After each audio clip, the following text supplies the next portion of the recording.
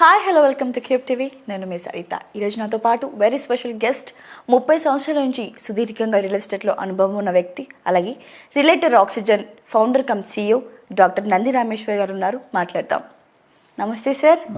Sir, నిన్న AP government శ్వేతపత్రంని release చేసింది. So దాన్ని బట్టి ఏం ఇన్ఫర్మేషన్ ఇచ్చుంటారు సార్ మీ ప్రకారంగా? అప్పుడు మీరు ఏం చేయాలంటే చంద్రబాబు నాయుడు గవర్నమెంట్లో నాకు పొలిట్ బ్యూరో సభ్యుడో లేకపోతే ఆయనతో మాకు డైరెక్ట్గా యాక్సెస్ లేదు కదా సార్. సో మీరు నాకు వాళ్ళు మాట్లాడుకుని నాకు ఎలా తెలుస్తాయమ్మా? శ్వేతపత్రాన్ని ఇంగ్లీష్లో వైట్ పేపర్ అంటారు. ఓకే. అమరావతి అనుకోకుండా గత 5 సంవత్సరాల్లో పాతాళ లోకంకి వెళ్ళిపోయింది. అది అందరికీ తెలియకుండా పోయింది. ఫస్ట్ టర్మ్లో చంద్రబాబు నాయుడు గారు 5 ఇయర్స్లో మంచి ప్లానింగ్ చేసి ఇక్కడ సెక్రటేరియట్, ఇక్కడ గవర్నమెంట్ ఆఫీసర్స్, అక్కడ అది గవర్నర్ బంగ్లా లేఅవుట్, సింగపూర్ ఆర్కిటెక్టు అన్నీ బాగా ప్లాన్ చేసుకున్నారు. కానీ అమలు పరిచే టైంకి గవర్నమెంట్ కూలిపోయింది, పడిపోయింది. సో అది ఎక్కడ వేసిన గొంగలు అక్కడే ఉంది. అది ఎక్కడికి ముందు జరగలేదు. 30,000 రైతులు దాదాపు అనుకుంటుంది ల్యాండ్ పూలింగ్ ఇచ్చారు రఫ్గా, 29,000 ప్లస్. ఇప్పుడు వాళ్ళందరూ 1500, 1600 రోజులు ధర్నా చేశారు, మనకు తెలిసిన మ్యాటర్. కానీ అప్పటికీ ఏమీ అవ్వలేదు. సో నాకు తెలిసి మొన్న ఎప్పుడో విలేకరులు మాట్లాడుతున్నట్టు అడిగారు మాట, సార్ అమరావతి ఎన్ని సంవత్సరాలు కడతారు, ఎంత అమౌంట్ పడుతుంది? అప్పుడు ఆయన ఏమన్నాడు తెలుసా? నువ్వు ఇక్కడ వచ్చి చెప్పబోయే ఆన్సర్ అని చెప్పాడు. ఆయన చంద్రబాబు లైవ్ చూశాను నేను. సో అంటే ఆయన ఏమంటే ఇప్పుడు నీ స్టేట్ ఏ పరిస్థితి ఉందో నాకే తెలియదు, నేనేం చెప్తాను మీకు? ఎన్ని అప్పులు ఉన్నాయి, ఎన్ని తెలిసిన అప్పులు ఉన్నాయి, ఎన్ని తెలియని అప్పులు ఉన్నాయి అన్నది ఇంపార్టెంట్. సో ఎన్ని లావాదేవీలు ఉన్నాయి. అంతకుముందు కూడా ఒకసారి చెప్పినట్టున్నాను. వాస్తవాలు ఏంటంటే ఆంధ్రప్రదేశ్ గవర్నమెంట్ 12 లక్షల కోట్ల అప్పు ఉంది. తెలంగాణకు 6 లక్షలు అంటే మన పెద్ద అన్నయ్య, ఆయన ఏజ్లో చిన్నాడు, ఆయన ఏజ్లో పెద్ద. సో ఏపీకి 12 లక్షలు, తెలంగాణ సరి సమానంగా పంచుకున్నారు 6-12. సో అది అయిపోయిన తర్వాత జగన్మోహన్ రెడ్డి గారు ఇచ్చిన కమిట్మెంట్స్కి దాదాపు సంవత్సరానికి సంక్షేమ పథకాలు ఏవైతున్నాయో 80,000 కోట్లు కావాలి సంవత్సరానికి. చంద్రబాబు నాయుడు గారు మేనిఫెస్టోలో 1,20,000 కోట్లు కావాలి సుమారు. రెండూ కలిసి మీకు 2 లక్షల కోట్లు ప్రయాణం. 5 సంవత్సరాలు 10 లక్షల కోట్లు. అప్పు ఎంత ఉంది? 12 లక్షలు, 22 లక్షల కోట్లు. ఈ మిగతా 5 సంవత్సరాలు గవర్నమెంట్ నడపడానికి 5-6 లక్షల కోట్లు, అంటే 30 లక్షల కోట్లు కావాలి. చంద్రబాబు నాయుడు దగ్గర ఈయన -0లో ఉన్నారు.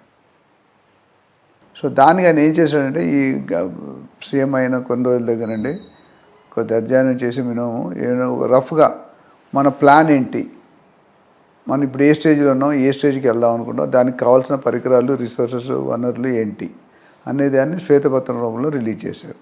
ఆయన ఏమంటారంటే 2.5-3 ఇయర్స్లో అమరావతి బిల్ట్ అయిపోతుంది అంటున్నారు. అయిపోతే వెళ్ళండి. నేను ఆంధ్రాలో పుట్టాను, గుంటూరులో చదువుకున్నాను, తెలంగాణలో సెటిల్ అయ్యాను, ముల్కీ తెలంగాణ. కానీ ఇప్పుడు హైదరాబాద్లో మీరు చూసుకుంటే రియల్ ఎస్టేట్ పెరగడానికి 60-70 సంవత్సరాలు పట్టింది. స్వతంత్రం వచ్చిన దగ్గర మనం హైదరాబాద్ డెవలప్ చేస్తూనే ఉన్నాం. స్టిల్ అవుతూనే ఉంది, అవుతుంటుంది. RRR అన్నా, ఇంకా తర్వాత ఫార్మా క్లస్టర్స్, శాటిలైట్ టౌన్షిప్స్ అని. కానీ అమరావతికి -0లో ఉన్నాం, ఏమీ లేదు. అమరావతి అనే పేరు రామోజీరావు గారు మన ఎక్స్పైర్ అయ్యారు. ఆయన కూడా చాలా డీటెయిల్డ్ సర్వే చేసి రిపోర్ట్ ఇచ్చారు. అందుకని ఆయన విగ్రహం కూడా పెడతామని ఏదో మన న్యూస్లో ఎక్కడో విన్నాను. ఇప్పుడు కావాల్సిందంటే అమరావతికి ఫండ్స్ కావాలి. ఫస్ట్ ఐడియా ఎంత ఉన్నా, ప్లాన్ ఎంత ఉందా, ఎంత సీనియారిటీ ఉన్నా, ధనం ఇదం మూలం.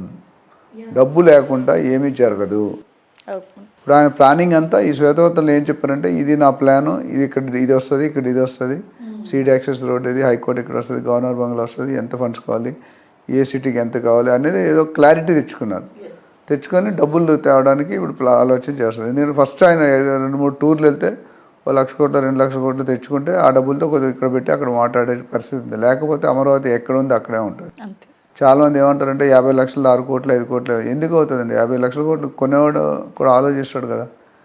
అక్కడ ఇంక్రీజ్ ఎలాగైందంటే చంద్రబాబు నాయుడు గారు ఎలక్షన్ కోడ్ డిసైడ్ చేసినప్పుడు కొద్ది రేట్లు పెరిగాయి.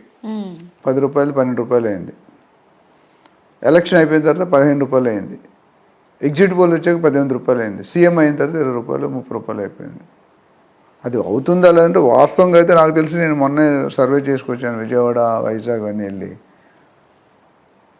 ప్రైస్ అయితే బయట చెప్తున్నారు, కోకాపేట 100 కోట్లు, అమరావతిలో ఎంత అని. బట్ రిజిస్ట్రేషన్ అవ్వాలిగా. నోటికి రేట్ ఏదైనా చెప్పొచ్చు మన ఇష్టం. మార్కెట్ దుకాణం మీద పెట్టుకుని వస్తువు రేట్ ఎంతైనా పెట్టు, కొనేవాడు ఉండాలి కదా. మీరు ఎంత పెట్టుకుంటే అంత కొనాలని లేదు కదా. ఆ రేట్ రావాలంటే అమరావతి క్యాపిటల్ బిల్డ్ చేయాలి. ఇప్పుడు యాజ్ ఆఫ్ నౌ మన దౌర్భాగ్య స్థితి ఏంటంటే ఆంధ్రప్రదేశ్కి క్యాపిటలే లేదు. మొన్నటి వరకు నిన్న మనం కనీసం స్టెప్ మదర్ ట్రీట్మెంట్గా హైదరాబాద్ ఉండేది. ఆ హైదరాబాద్ ఉన్నదాన్ని కూడా తీస్తారు. అంతే కదా, మనకు రావాల్సిన వాళ్ళకి కూడా కొద్దిగా ఇచ్చాం. వండర్ఫుల్ ఎగ్జాంపుల్స్ చెప్తారు సార్ మీరు. సో ఇప్పుడు ఏమైంది, జూన్ 2వ తారీఖు 2024 నుండి హైదరాబాద్ కూడా లాక్కున్నాం. వాళ్ళకి దాని మీద ఉన్న కొన్ని కక్షలు అర్హతలు అన్నీ పోయినాయి, హక్కులు. ఇప్పుడు ఆయన స్వతహాగా ఇండిపెండెంట్ ఎవరి కాలనీ మీద ఆయన నిల్చోవాలి. ఎంతవరకు మనం సపోర్ట్ ఇచ్చాం. అది అంటే సెంట్రల్ గవర్నమెంట్ పెట్టింది కూడా ఇప్పుడు తీసేసుకున్నాం. సో ఇక్కడ కొన్ని ఆదాయాలు వెళ్ళాయి, అవి కూడా పడిపోయాయి. ఇప్పుడు నేను ఎందుకు చెప్పానంటే అది ఆదాయాలు కూడా. సో ఫోకస్గా ఇప్పుడు రెవెన్యూ తీసుకురావాలి. జగన్మోహన్ రెడ్డి గారు ఏం చేశారంటే సంక్షేమ పథకాలు నమ్ముకొని చాలా ట్రై చేశారు, మెజరబుల్గా ఫెయిల్ అయిపోయారు. లాస్ట్ మీటింగ్లో చెప్పాడు, ప్రెస్ కాన్ఫరెన్స్ పెట్టి, జనాలకి అన్ని డబ్బులు ఇచ్చాను, అంత చేశాను, డబ్బులు తీసుకున్నారు, ఓట్లు వెళ్ళలేదని. డబ్బులు ఇస్తే డబ్బులు ఒకటి తీసుకుని ఓట్లు ఇంకోటికి వేశారు. కానీ ఇప్పటికీ ఆయన చూసుకుంటే 40% షేర్ ఆయన దగ్గరే ఉంది. బార్డర్లో పోయారు, జస్ట్ మిస్డ్ ఫస్ట్ క్లాస్ అనేవారు మేము చదువుకునేటోడు.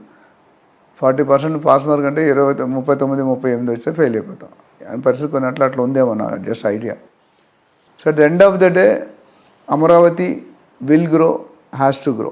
నేను స్వతహాగా రియల్ ఎస్టేట్ ఎక్స్పర్ట్గా, అనలిస్ట్గా నేను చెప్పేదంటే 2 రాష్ట్రాలు నావే. ఆంధ్రాలో పుట్టాను, తెలంగాణ సెటిల్ అయ్యాను కాబట్టి 2 రాష్ట్రాలు అతివేగంగా పెరగాలి, రెట్టింపు రేటు రావాలి, లాభాలు రావాలని కోరుకుంటాను. కానీ దానికి కావాల్సిన గ్రౌండ్ వర్క్ అయితే, చెట్టు ఉందనుకోండి, ఒక విత్తనం వేస్తే రేపే పళ్ళు, ఇవాళ విత్తనం వేస్తే రేపు పళ్ళు వస్తాయా? దానికి ఒక ప్రాసెస్ టైం ఉంటుంది. ఏదైనా ఒక పని చేసి ఒక ప్రాసెస్ టైం ఉంటుంది. ఆ ప్రాసెస్ ప్రోటోకాల్ ఉంటుంది. సిస్టంలో రావాలనుకుంటే డబ్బులు తేవాలి, క్యాబినెట్లో డిస్కస్ చేయాలి, ఆమోదం చెందాలి. ఆమోదం చెందాలి ఎందుకంటే పర్సంటేజ్ అంతా వీలే ఉన్నారు కూడా అపోజిషన్ లేదు. కానీ తర్వాత కూడా టెండర్స్ పిలాలి, special technical bid, commercial bid evaluate చేయాలి, టెండర్ అవార్డ్ చేయాలి, అడ్వాన్స్ రిలీజ్ చేయాలి, వర్క్ జరగాలి, క్వాలిటీ మానిటర్ చేయాలి. సో ఇది ప్రోటోకాల్. ఆ ప్రోటోకాల్ అంతా కూడా టైం పడుతుంది. సో 2.5 years చేస్తే well and good. But at least ఈ టర్మ్లో అయిపోయినా సరే ఫస్ట్ ఫోకస్ అంతా అమరావతి నుండి 30-40 కిలోమీటర్ డిస్టెన్స్లో చేస్తారు. అక్కడ కొన్ని ఏరియాలు ఉన్నాయి. ఇప్పుడు Dondapadu, Bodipalem, seed access road, Velagapudi, Venkatapalem, diamond ring, Thullur, border నుండి చివరి వరకు ఆల్మోస్ట్ 15-20 వేల నుండి 50-60 వేల దాకా వేరీ అవుతున్నాయి రేట్లు. సో ఇప్పుడు అది డెఫినెట్గా పెరుగుతుంది. ఒకసారి ఇక్కడ ఇన్ఫ్రాస్ట్రక్చర్ చూపించి బిల్డ్ చేస్తే డెఫినెట్గా పెరుగుతుంది. ఇమీడియట్గా అయితే కొద్దిగా వెయిట్ అండ్ వాచ్ అన్న సీన్లో ఉన్నారు ఇన్వెస్టర్స్ ఎవరు కూడా. So we wish that they have to really come out of the problem and grow very fast. Thank you sir, thank you so much. ఇప్పుడు ఆపరేషన్ లేకుండానే మోకాళ్లకు ప్లాస్మా ట్రీట్మెంట్. మీ orthopaedic సమస్యలన్నిటికీ robotic technology ద్వారా తక్కువ ఖర్చుతో శాశ్వత పరిష్కారం. ఫ్రీ కన్సల్టేషన్, ప్రతి treatment పై 20% discount. ఈ ఆఫర్ కొద్ది రోజులు మాత్రమే, త్వరపడండి. V9 hospitals 9281465842.